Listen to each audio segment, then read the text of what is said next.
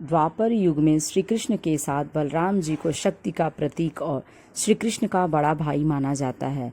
बलराम जी की छवि एक आदर्श बेटे, एक आदर्श भाई और एक आदर्श पति के रूप में भी दिखाई देता है। श्री कृष्ण के बड़े भाई बलराम जी के जीवन की तरह उनकी जन्म की कथा भी बड़ी ही रोचक रही। कंस के कारागार में जब तक वासुदेव और देवकी की सभी संतानों को मौत के घाट उतार रहा था, तब देवी योग माया की शक्ति की देवकी के साथ में गर्भ को वासुदेव की पहली पत्नी रोहिणी के गर्भ में सुरक्षित रख दिया गया और देवकी के गर्भ गिरने की अफवाह फैला दी गई। इस तरह रोहिणी के गर्भ से बलराम का जन्म हुआ और उनके लालन पालन के लिए उन्हें नंद बाबा के घर भेज दिया गया। वास्तव में बलराम शेषनाग का ही अवतार थे, जो नारायण के साथ उनके हर रूप में जन्म लेते थे। गर्ग संहिता की कथाओं और पौराणिक मान्यताओं के अनुसार बलराम के विवाह की कहानी भी बताई जाती है। दरअसल रेवती महाराज रेवतक की पुत्री थी। इनका जन्म दिव्य अग्नि से हुआ था। रेवती बेहद सुंदर थी, साथ ही शील गुणों से भी परिपूर्ण थी। लेकिन जब रेवती बड़ी हुई और विवाह के योग्य हुई तो उसने निश्चय किया कि विवाह करेंगी तो उस व्यक्ति से जो दुनिया में सबसे ज़्यादा बलशाली हो। इसके बाद से राजा रेवतक ने सबसे शक्तिशाली व्यक्ति की तलाश शुरू की, लेकिन धरती पर उन्हें कोई ऐसा व्यक्ति मिला ही नहीं।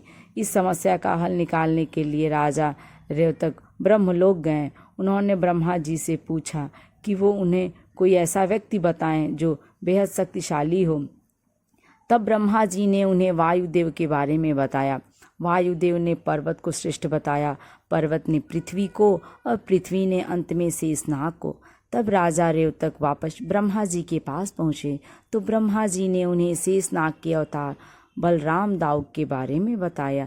ये सुनकर राजा धरती पर वापस आ गए और बलराम जी से मिलने उनके पास गए। लेकिन जब तक रेवतक धरती पर पहुँचे तब तक सतयुग और त्रेता युग दोनों ही गुजर गए थे और वहाँ के लोग बहुत ही छोटे थे। जब रेवतक बलराम जी के पास गए और कहा कि उनकी बेटी बलराम से लंबी हैं, ऐसे में रेवती का विवाह उनके साथ कैसे हो सकता है। तब बलराम जी ने कहा कि उनके धरती आने तक सतयुग और त्रेता युग दोनों ही बीत चुके थे, अब द्वापर युग की शुरुआत हो चुकी है। इतने में ही बलराम जी ने रेवती के सिर पर अपना हल रखा और उनका सिर दबाया। इतने में ही रेवती का आकार बलराम जी से छोटा हो गया। इसके बाद बलराम और रेवती का विवाह हुआ। बलराम और रेवती के विवाह से उनके 2 पुत्र और 1 पुत्री पैदा हुए।